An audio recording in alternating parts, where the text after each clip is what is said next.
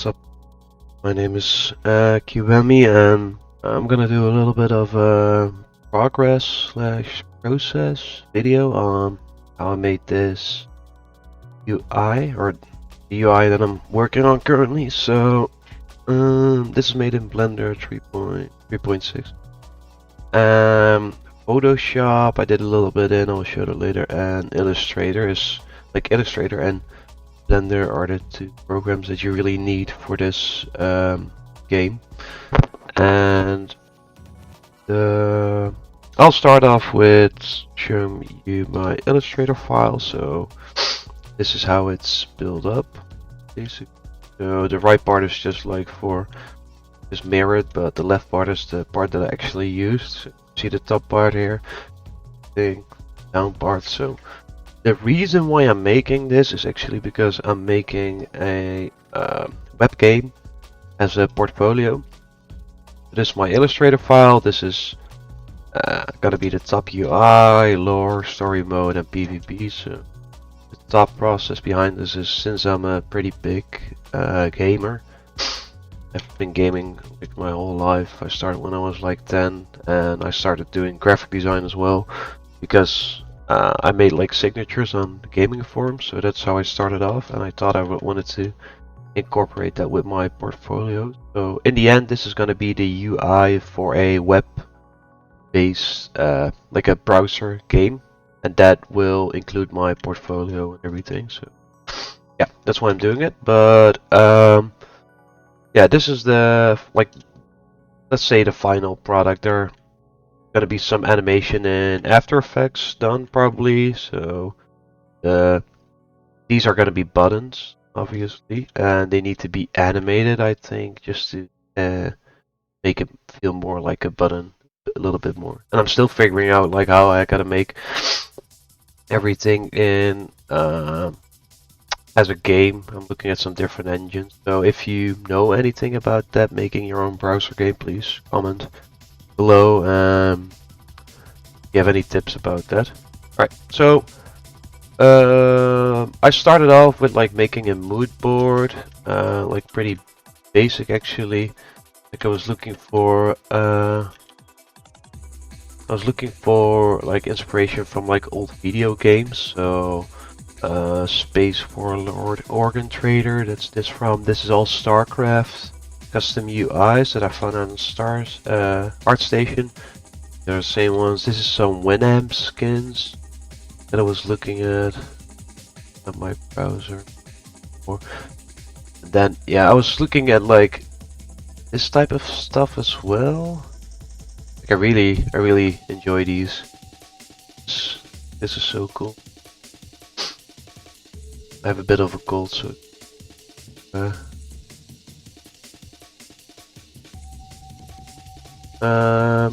yeah, like this type of stuff. This is what I really like. And then like more old. My general inspiration was just like game UIs, WINAMP skin, like really like zeros graphic styles. It's really hard to see, but like type of stuff is what I really like. So that's how I incorporated it into my like design, and I thought about a way of doing it in like completely 2D, so just using Photoshop and Illustrator or like different 2D programs, maybe do a little bit of painting, but in the end it was gonna take way too long basically. And I looked at some, I can look at ArtStation or so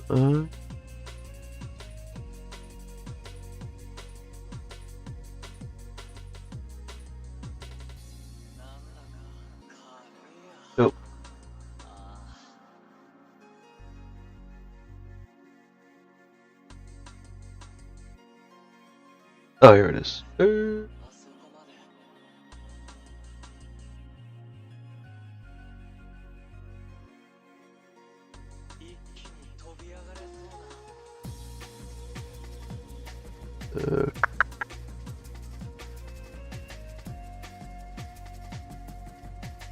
I found this is what I found, and I think I reverse searched the image and I came to a ArtStation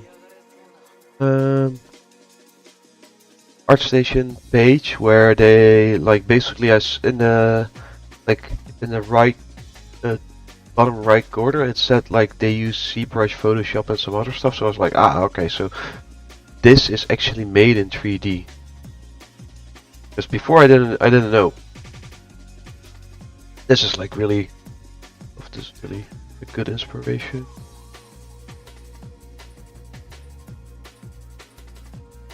This is really cool. I really like that. So this was a big inspiration for the custom StarCraft. Alright, so how I actually started making this was just like, I knew that my main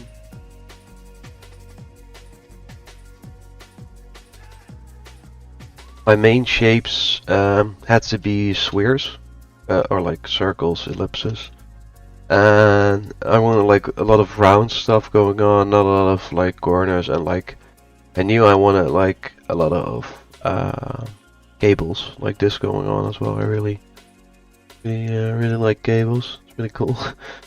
Have a cable obsession maybe.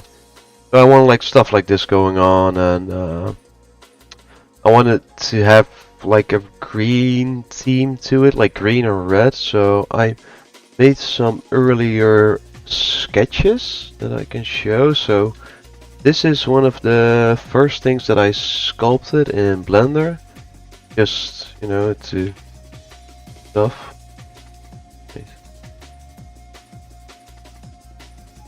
Stuff like this basically.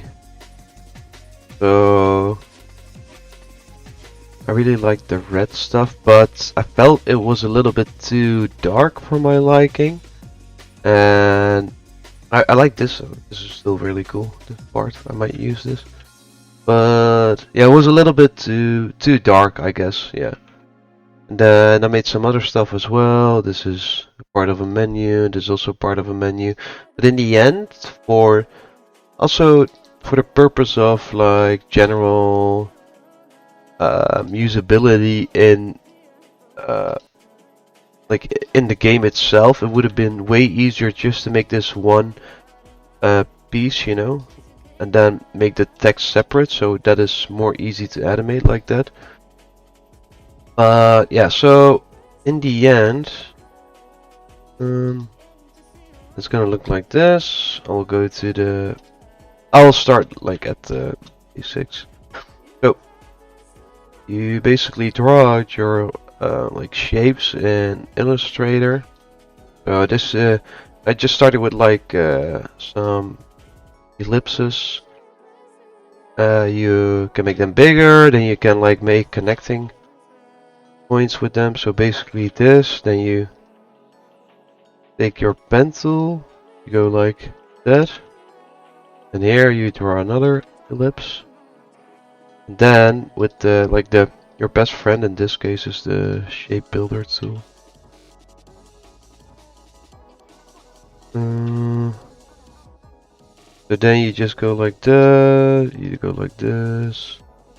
And now if I recommend using Control Y to go into your outline mode. And if you select all this, like this one here, or you just hit up Shift M, you can. No, this is not correct. I don't think they're touching. So that's one thing you have to be careful. It's better to have more overlap than less, because otherwise you have to keep redoing it. Drag it down.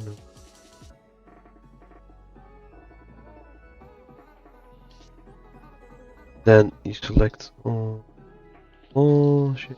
So then you connect them like this. So now we made like a similar. This is pretty similar to that. And you can delete this. You can delete that. And select this. Select those circles. Round them out. Then you basically already have like your first spot. Then you will add second ellipse in there, because this will be the actual ellipse. This is just the outline, and then the way it's like really easy actually in Illustrator. Yeah, like because this was one of the most like difficult things to figure out is how to get like these smooth shapes and everything and this really smooth surface and like consistently, you know, without using without like getting into 3D and booleans into meshes and like getting really fucky geometry. I tried it in sculpting. Sculpting is not very accurate, so the 3D feature for Illustrator is basically the best and easiest way you can do this. So once you're done with like creating all your little buttons and everything, you can select it. But you have to group it all. So this is a group because I first made the top UI. So this is, if I click this with my normal selection tool. This is a group. I made this earlier. This is a separate group because I made it later, basically. You'll click. It's already enabled here, so I will delete it. Effects, 3D and materials, inflate, really easy. You don't have to do anything. This is just like the only thing that we're doing over here is creating geometry. So we're not doing rendering or anything. We don't care about the material. We just care about how is our geometry gonna look. So the reason, like one of the most important things, is that you use these outlines, because the outlines is gonna give the separation, you know, between all the little elements. So yeah, like that. So this already looks really, I think it already looks really awesome. So in Illustrator, it's already pretty easy to see how your mesh is gonna look and what kind of like feel it's gonna give. So this is like an pretty organic shapes, I guess. This is what I think about it. So then I already have the export window here. If you don't have this, you go search E. Info. Oh, here. Asset export. It's gonna open up this window. Export settings. You're gonna go here. You're gonna click OBJ. OBJ is a grave font. It's a mesh file type, and you can also export materials if needed. And you're gonna hit this. You're gonna click export. Gonna open up the window. This is my file. You're gonna click select folder. It's going to export. Then if you hop back into Blender, save this.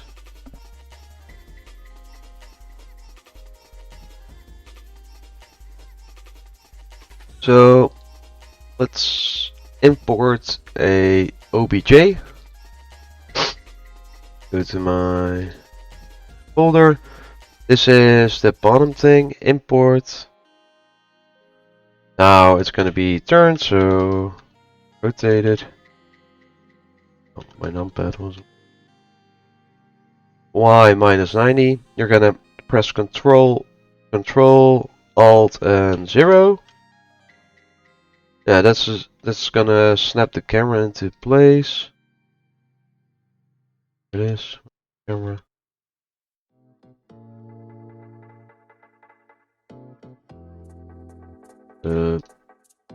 Oh shit. Camera is gonna have to go to orthographic view for perspective purposes. You're gonna you have to have this the resolution set correctly. So if you're gonna make like a web game, I recommend doing it like 244, 144p, you know, slightly bigger than this. Then you're just gonna place it like here along the side, a little bit like this. Make sure it's lined up. So you only have to make one side. Oh, and the reason why we use orthographic views, I will show you, because you're gonna have to use perspective.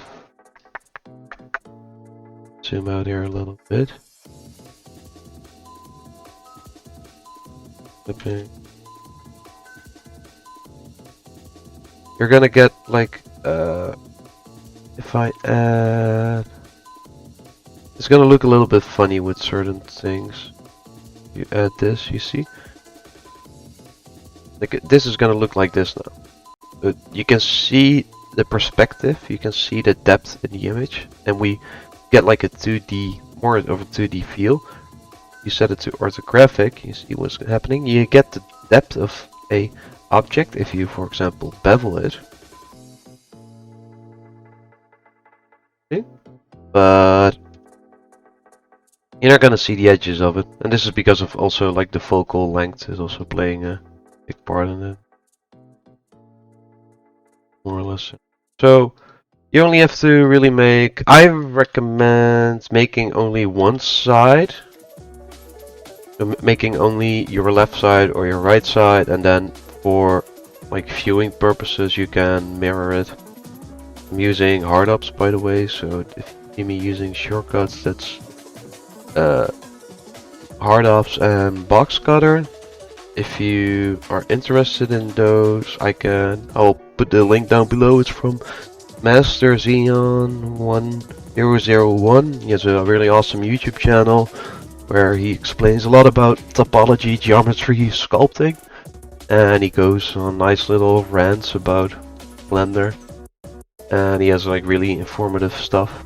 And he basically most of everything I know in Blender I learned from that guy, so I will link his channel below and also the link to the add-ons. Alright, so yeah, this is basically how you start off, and then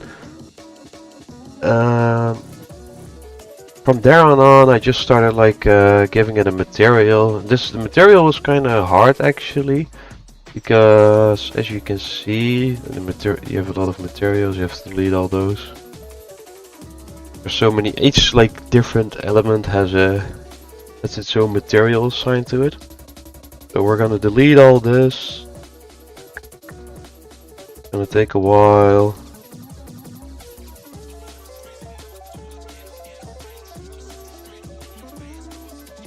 Delete all the materials. We're gonna set up a world shader. That's one of the first things that we do. Well, not the first thing, but let's just go with it. So let's turn off the mirror. Go into shading. Not like all the way up, just to like 0.3. It should be good. You can already see like the reflections going on. And what I like to do is visibility and turn off the shadows to give it that more of a 2D look. And I'm gonna set it to like the percentage of the resolution gonna be like 33%. So you get like a really low res.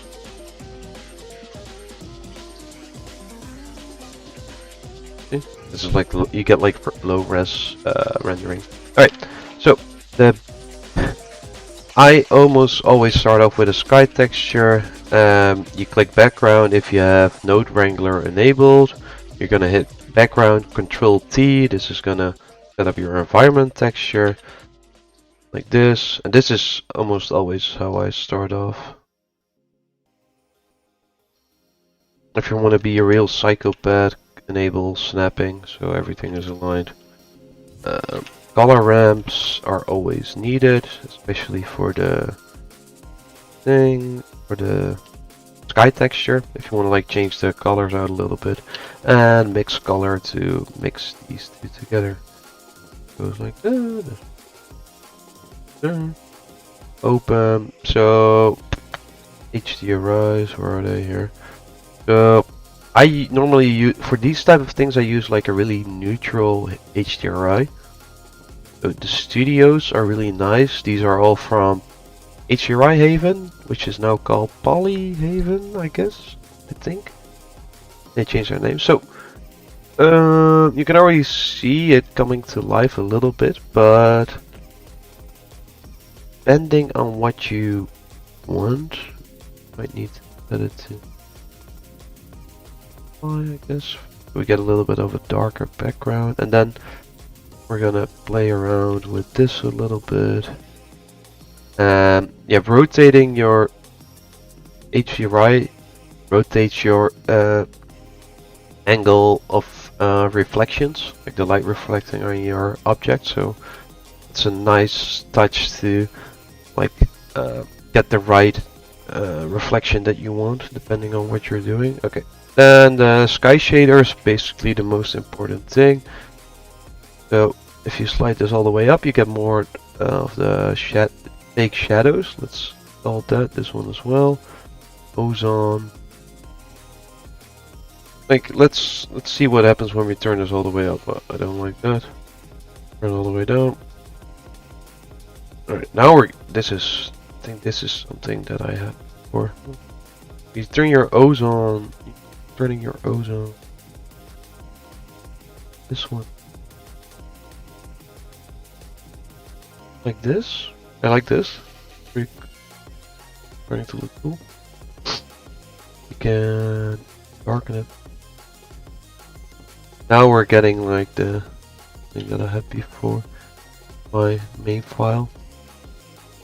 So you see like most of the work is done by your most of the work is done by your world shader. Nothing much is going on with like this thing. This is just basic, you know. Basically do nothing.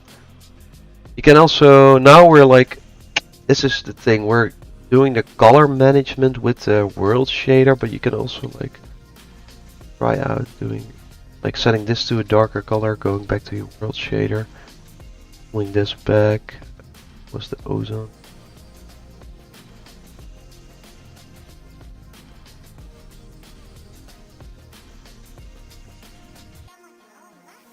Maybe try even doing this.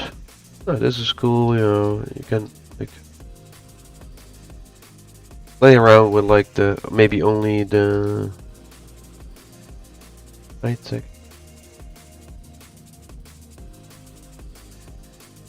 Okay.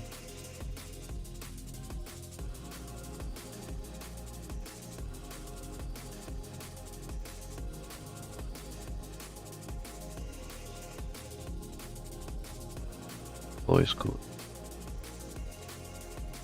Pretty cool. Sometimes it's also nice just to like go through different. Kinda like this. Just me. I like this. But we have to.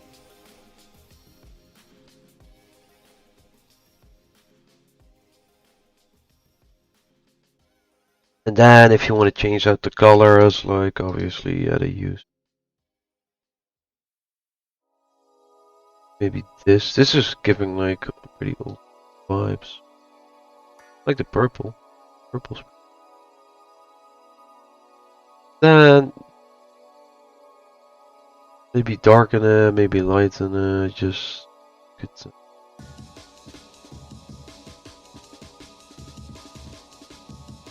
This is also cool. But like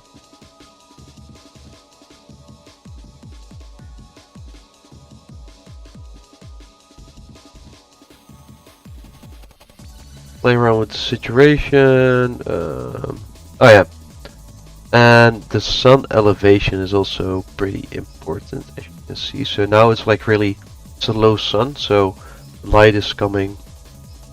Since it's 3D. You can just, the light is now coming, like if we exaggerate it, the light is now coming like this. If we wanna, see, we can going up. That's basically what the elevation is doing. The rotation is like turning the light around. This is not really doing any what it's doing some work, but this is really important to have in line with this. So look at this. Look at your HDRI. So Control Shift click it, and then you'll see that it's directly connected to your world shader. Like, gotta do it like this. And then the reflection is here and here. This is the way your reflections are going. So they're going like this, more or less. So yeah. Then we're gonna connect our sky texture. Gotta change this up maybe a little bit. We see that it's not directly. It would be better to do it like this. This makes more sense because it's more matching. Then you can decrease this. You can even decrease it like this. I think now it's matching a little bit more. Otherwise, you're getting like reflections or like light from all over the place. Yeah, I like this. This is pretty cool, I think. Then delete this. So also with like modeling and everything, try to stay in orthographic view as much as possible, or in camera view. So that's just pressing numpad 0. Yeah, and then for the modeling, what I did is just like add a lot of cylinders basically. Like cylinders are your main source of like shapes and curves. So if you add a curve, I always use a path because I feel like it's more similar to a basically a vector path. So that's what I'm used to doing in Illustrator. So that's what I use in Blender as well. I don't like the Bezier curve. Bezier. It's already like shaped a little bit, and you get like these weird little handles and everything, and you can do the same thing with the normal path. It's a little bit easier. So yeah, you shape this, you click here, geometry, give it some thickness. Make sure this is like not overlapping. Oh, I still have my. But yeah, once you're happy, more or less happy with like your general shape, there's two schools of thought here. Is you can keep it like non-destructive, or not. You can keep it non-destructive and make a modifier stack. So like array, and then do like this.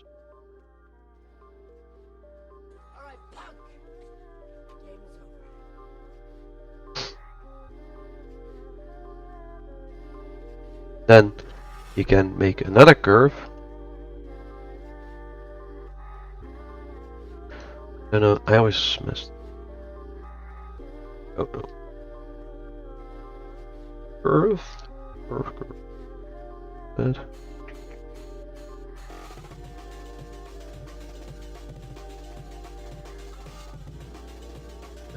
So.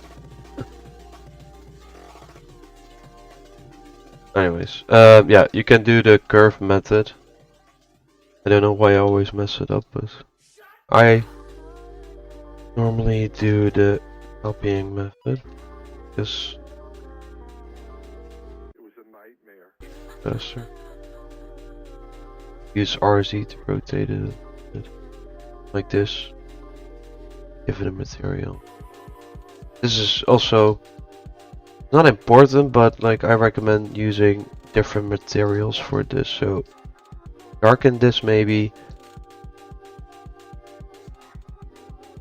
Darken it like a little bit like this, you know? Looks pretty cool, I guess, yeah? Try to switch up your materials a little bit. You get like different feelings, or feelings. You get like contrast in materials, otherwise it's just gonna blend in. This is an important thing because like you can see here I used a little bit of different materials. Oh yeah, and the mesh material is actually free the metal mesh 3D material. I get it from 3D textures.me. Really cool website. Pretty insane. This is just all like free stuff. Don't know if it's commercially free, but it's definitely free for. Oh yeah, here. Don't be a prick and tell yours. So funny. Yeah, this guy, this dude, I don't know who he is. He never clicked on ArtStation. Oh shit, yeah, that's pretty cool. I mean, he just makes a lot of free shit. Really cool, really cool materials. Like all these mesh materials. Look at this. Oh, he's really high as well. Like alpha brushes he even has, like stitches. Look at it. Metal. He has 303 metal PBR textures. I mean, Wi-Fi hose. Vents. Metal vents. I mean, alright. I'm sidetracking here. Alright, so yeah. Then I'm ranting here. Yeah, you hit render.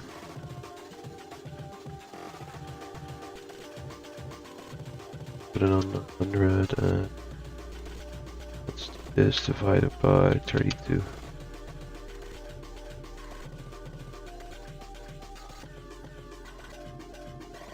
Yeah, then you get this, which is cool. You export it to. That's what I did at least. I exported it to transparent. Again. Image, save as.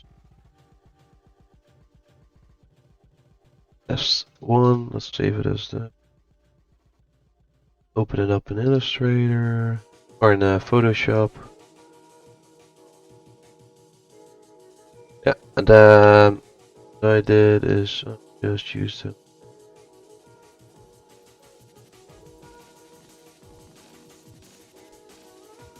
copy paste.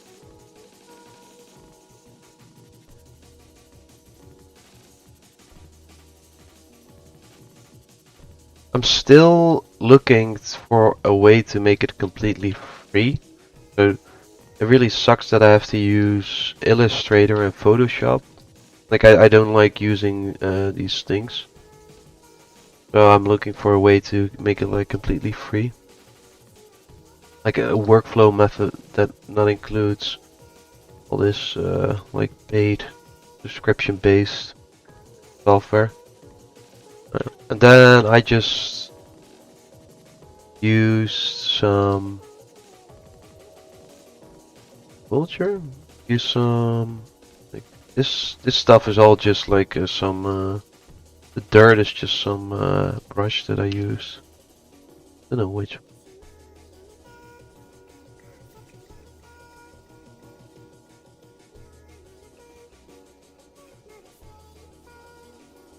I think it was this one.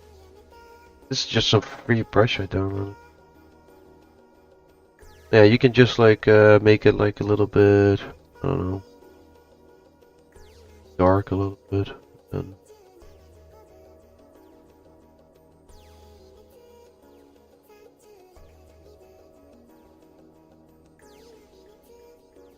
play around with like the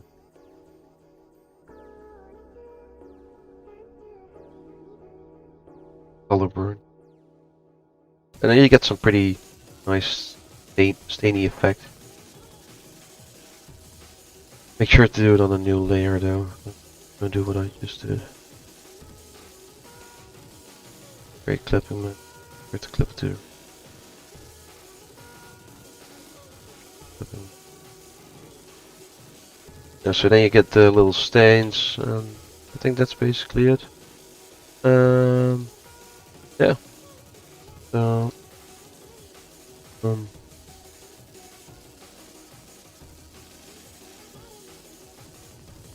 yeah, so I will probably keep doing updates on this to let everybody know where it's going, because it's like an own adventure as well.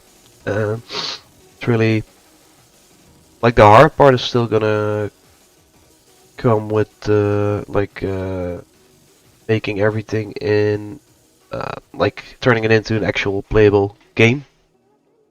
Finishing the UI and everything should be fine. Like just have to make some basic like glowy animations for the lettering, like this part in After Effects.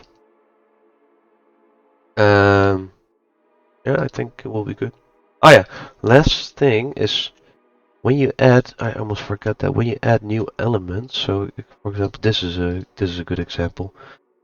The trick that I used is if you keep shadows on, you're gonna keep having these shadows, which are like not really contributing to the whole to the feel of it, and you get like unwanted shading, which makes it look more high fidelity and more 3D. You want to create the illusion that it's not made in 3D basically, or that's what I'm trying to do. So as you can see here, there's no shadows there, and it's rendered at like pretty low definition. So don't like overcomplicate it. These are my exporting settings. This is so 1920 and 80p. Then render is like 46 samples. Denoise is enabled. Open image. That's basically it. I think I could go even like lower, divided by 232. Then it looks like this. This is perfect for me. For me, this is absolutely perfect. So yeah, this the metal mesh material, metal grill is just really basic. The way you do this is basically you make some shapes, you give it some geo, subdivide it, and then apply the material to it. What else? I forget to.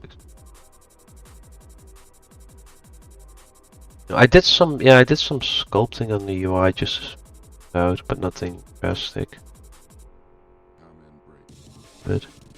And then these ones are obviously not completely black, these things, so I did that in Photoshop. I just added a black square behind it, and you don't really see it.